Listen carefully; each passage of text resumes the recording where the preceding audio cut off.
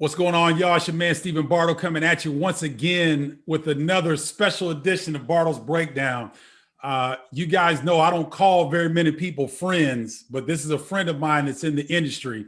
I've watched him play college basketball. I've watched him move up the ranks, and now Ben Johnson is the head coach at the University of Minnesota, and we are pleased to be joined by Coach today. Coach, thanks a lot for joining. No, my pleasure, man. As you know, we go way back, so I appreciate the invite and getting the chance to come on your show and talk with you. Yeah, a lot of times, Coach, I try to stay, down the middle and non-biased, but you're going to see me smiling a lot today because I'm proud of what you've been able to accomplish and glad you're in the Big Ten and getting your rightful opportunity that you've really worked your tail off for. So for the fans that don't know, you grew up in Minneapolis and won 2 state titles. How was that playing? I believe it was De La Salle High School, and you guys won 2 state titles. How was that? How was that experience? No, it was great. Obviously, I grew up like 15 minutes from campus in South Minneapolis. So, grew up watching Coach Haskins and watching, Ariel McDonald, Randy Carter, Kevin Lynch, all those guys develop and grow, and that turned into Rashawn Leonard, Townsend Orr, Bobby Jackson. So I grew up, being a fan and following Gopher basketball, and then going to De La Salle High School, which is 5 minutes from campus here, and playing for Dave Thorson, who was an assistant for Clem, who I obviously knew previously just through going through the Clem Haskins basketball camp. Obviously became really familiar with everything here in Minnesota basketball wise. And then to be able to come back as a player and play for Coach Munson, and then to come back as an assistant for 5 years and work with Richard, and now to be the head coach is kind of surreal, but it's the definition, I guess, of coming full circle.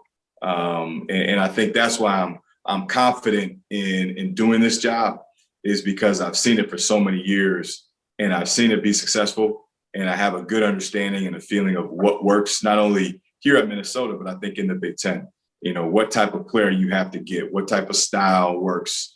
So I don't think there's going to be many surprises from that standpoint, especially when you get on campus.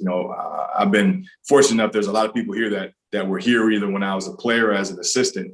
And so it's a lot easier to navigate, especially as a first-year head coach, to navigate everything. And that's been really helpful. So being able to use those resources, those people to also know me and know my personality, and know, how I'm going to approach things, I think has been very beneficial for both parties. And so it's been a fun 2 months, or almost 2 months. And we're looking forward to continue to hit this ground running. Yeah, I know you're working your tail off, man, getting things together, and it's got to be an exhilarating time to be able to run your own ship. And, for those that don't know, Coach Johnson is coached. He was a GA at Dayton, was an assistant at Texas Pan American, Northern Iowa, Nebraska, Minnesota, like he mentioned, and then Xavier before coming back home and getting the head position. Out of all those stops, what are some of the lessons that you learned during that time, Coach, that you'll bring into this opportunity that you have currently? So many. I'm really grateful for my path. I was a GA at Dayton for BG, Brian Gregory, who recruited me out of high school. And, even though I had a great relationship with him and BG is my guy, he made me work and he set the tone. And honestly, that was great for me, working from the bottom up and not getting paid anything, and, working crazy hours and, understanding what this business was really about at an early age, and not having any expectation. And that's expectation of salary. That's expectation of, position or role or moving up.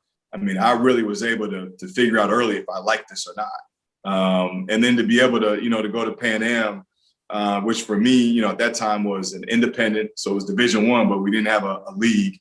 We were kind of grouped in with, South Dakota State, North Dakota State, Utah Valley State, Chicago State, and we kind of created our own league out of the D1 independents. The best part about that job is, again, you're making, like $17,000. I'm like 24, 25. I'm thinking, I'm living the life, right? I'm a D1 assistant. But you get to do everything. I got to design the uniforms and figure out, what we're eating for pregame meal on campus. And you take the 6 a.m. flight and you're connecting, and then you're also the bus driver because you don't have charters because you can't afford it. So you're driving the 15-passenger van.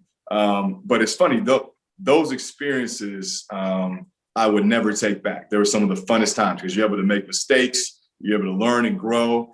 And those kids, I still have a relationship to this day. And it was wild. When I got this job, like 4 or 5 of them reached out and want to come up here for a game. But that's why you do it. As you move up the ladder, as obviously there's more money, there's more spotlight, notoriety, all that stuff. But it's different. It really is. It's different. There's a different type of pressure.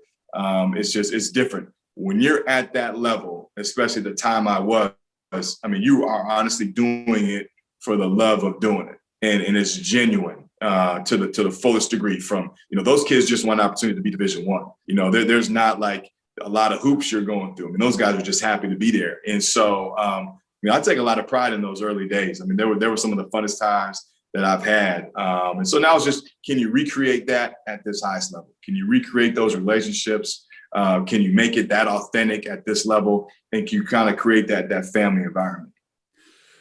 Coach, Travis Steele, who you worked with in your previous stop at Xavier, had some very good things to say about your work ethic, your ability on the X's and O's, because a lot of times, which I think is unfair to you, is that you get labeled a great recruiter, which you are, but you're also a relationship builder, a culture builder, and an X and O's guy that is you're up for this challenge.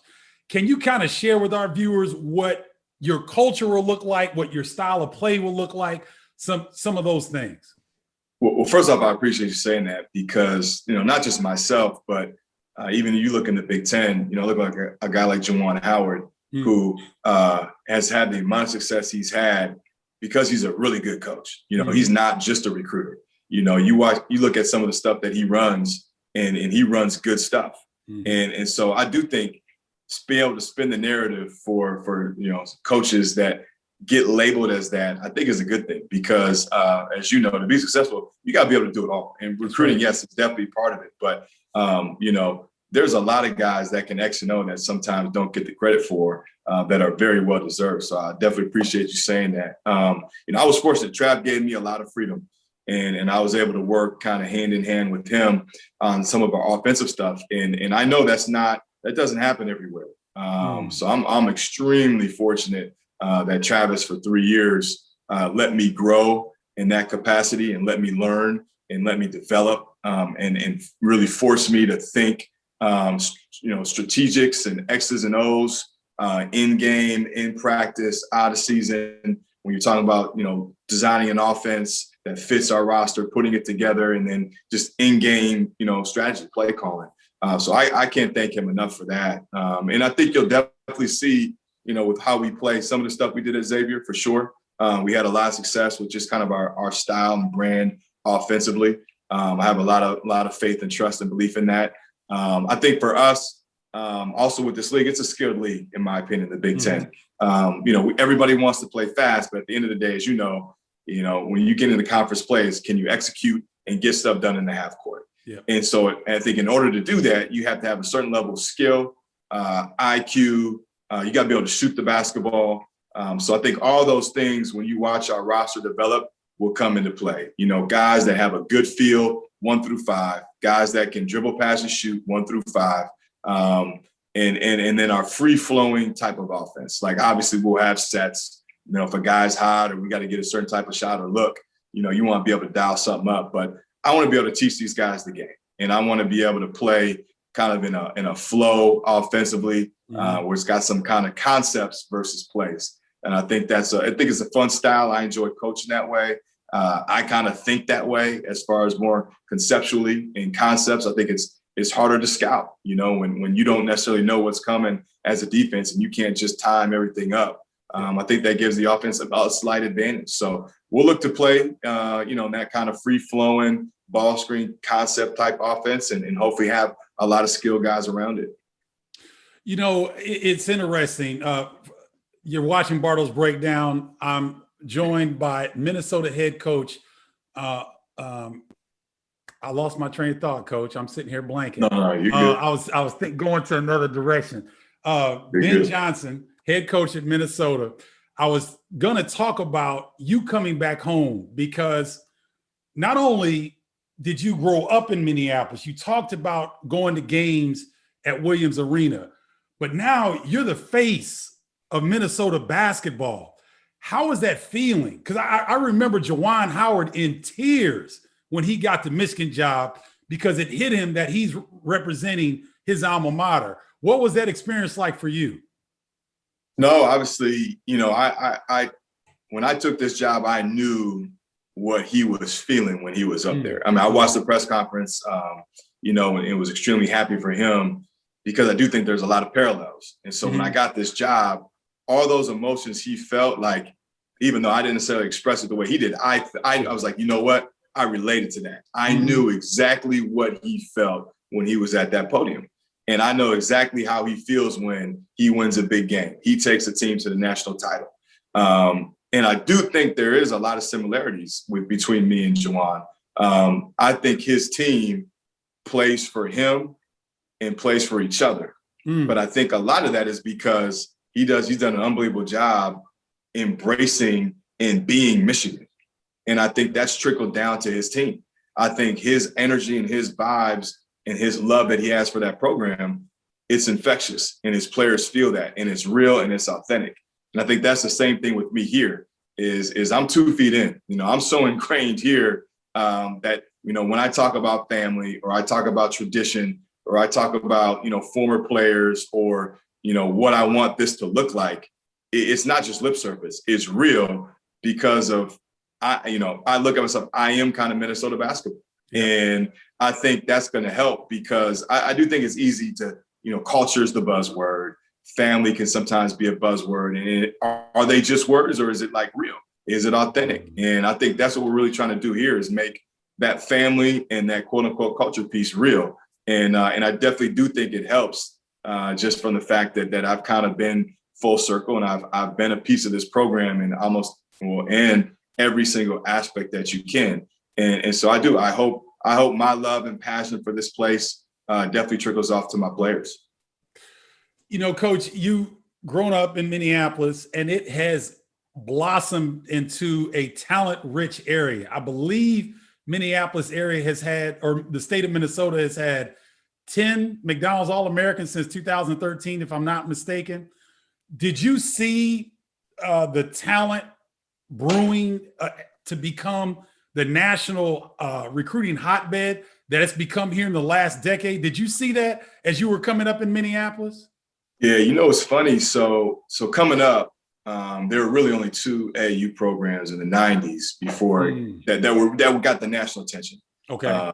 That really went out and did different tournaments. That was, AAU was in the mix, but it wasn't like it is now. But even at that time, I mean, I remember watching guys like, Khalid El-Amin, Joe Prisbilla, Darius Lane. You had Jeff Boshi from North Dakota that played with Howard Pulley. You had players that from this area that were, good enough. They just didn't. Everybody looked at it as like a hockey state. So even though they were doing things on the national scene, it was viewed differently. No one had kind of like really broke through. Sam Jacobson was a big time player here who could have played anywhere, Kansas, North Carolina. But at that time, he just the timing wasn't right for him to really be able to blow up nationally. Obviously, social media is taken to a different level. But I say that to say there were good enough players back then that could have played, at Blue Bloods. It just took somebody to do it on a national level, like, a Khalid El-Amin, to really put Minnesota on the map and have people say, you know what, wow, they have some good players there. And then, the rest of the generations just kind of did their part. My class, I believe we had 7, myself, Troy Bell, Mike Bauer, just to name a few. Wow. And it's just really kind of built from there. And so now, because of the success that guys had before me, and then the success that, my class had all the way on up, I think the narrative has changed. And people look at Minnesota now as not just a hockey state, but a basketball state. And we have really good high school coaching, really good AAU coaching. And so, these kids come to school ready and able to handle it and step into roles right away. And so it's really blossomed. If you would have told me in, 94, 95, when I was kind of beginning my AAU journey that it would get to this, it wouldn't have totally shocked me because, like I said, I grew up, seeing really good players. It was the wrong time for our state at that moment. Oh, that's a great breakdown, Coach. I appreciate that because you mentioned Khalid El Amin, and it was like, man, who is this chubby point guard that's just breaking folks off left and right and had a swagger about it that was contagious. His teammates loved him because he was a dog. And it was like, man, who's this kid out of Minneapolis doing all this? So I appreciate you sharing that. And Larry McKenzie, I believe he's at Minneapolis North. Yeah. Is that right? Yep. Yeah, it's a good friend of mine. Yep. He's at Minneapolis North. And does a great job leading young men. So you're right about the coaching and the investment in the young people in that area have really paid dividends. So I'm curious though, Ben, when you were coming out of high school, how did Northwestern pry you away for the first 2 years? How did that happen? So coming out of high school, I was, my sophomore year, if I remember right, I played at the Target Center, had a really good game against Joe Prisbilla, who was a big time recruit. And at that moment, if you'd have told me where I'm going, it would have been Minnesota, like hands down, no contest. Okay. And to be honest, Kevin O'Neill, who was the head coach at the time, and Brian Gregory, who was the lead assistant at the time, worked the heck out of me, from my sophomore year on. And, it was just kind of one of those deals where at the time, for me and what I was looking for, and they had done a really good job, just to be honest, they had probably done the best job out of, any Big Ten school for the longest. And for me, I wanted the opportunity to play right away and start right away. Northwestern was literally coming off. They should have made the NCAA tournament this year. That the year before they had to win like one out of their last 6 to make it, and they fell short and played in the NIT. And so, as you know, coming up, you're an arrogant kid. You think, oh man, I'll be the guy that can turn it, no problem. Yep. We had a really good young class that I was able to meet. Really like those guys. 2 of them, I'm still close as thieves with them to this day. And so for me, it was just more of an opportunity thing. And like I said, credit goes to those guys. They did a really good job recruiting me. And it was almost too hard for me to tell them no. And then they threw the academic piece. And I think my mom looked at me like I was crazy at the time if I didn't take it up. Yeah. But like I said, coach ended up leaving after my first year. And that was hard for me. We had a couple of kids transfer, which made it hard to compete at the level I wanted to. And so I was kind of fortunate enough to be able to circle back with Coach Munson. And that was honestly one of the best decisions that I made, was able to come back here and finish my career as a Gopher. No, and you finished in fine fashion, I might add, as I was doing some research and prep for this. So Coach Ben Johnson, I'm a top recruit in the state of Minnesota. And let me preface this by saying to my viewers that Coach Johnson has tremendous relationships in this region, all over the country. He's got relationships all over the country, but in his native state of Minnesota, he is revered among high school and AAU coaches. So with that being said, you're the head coach at Minnesota. I'm a prize recruit. What is your pitch to me to stay at home and play for the Gophers?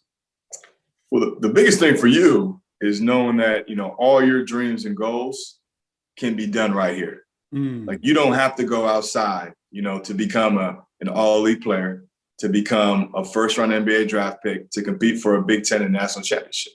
That all this stuff is at your fingertips and it's within driving distance where you can share it with your friends and family. And then on top of that, we got the best league in the country. We got an unbelievable fan base that's going to support you. Yep. And we've got 2 cities that, as far as now with marketing and branding, we're going to be able to put you in a position when you're a student athlete here and when you're long gone and basketball is no longer in your life, to set you up for success. And I think that's the key is letting that piece of paper work for you. And that's my job as a coach for you, is to push you in the best position on and off the floor.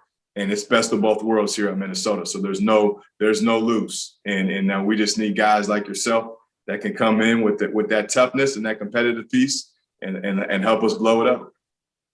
Man, Coach, where do I sign? See, people. Hey, go ahead. I've seen the tape on you. We get a guy like you, we'll be all right. I know my history. We need a couple of guys like you. We'll be just fine. I'll be able to keep my job for a long time. Oh no, I'm sure you're gonna get guys way more talented than I was. No, but Coach, in closing, I really appreciate you taking the time. In closing, is there anything else you'd like to share that we didn't touch on? No, I appreciate you covering myself and our program. I think hopefully we'll put a product together sooner than later that people in this state can be proud of.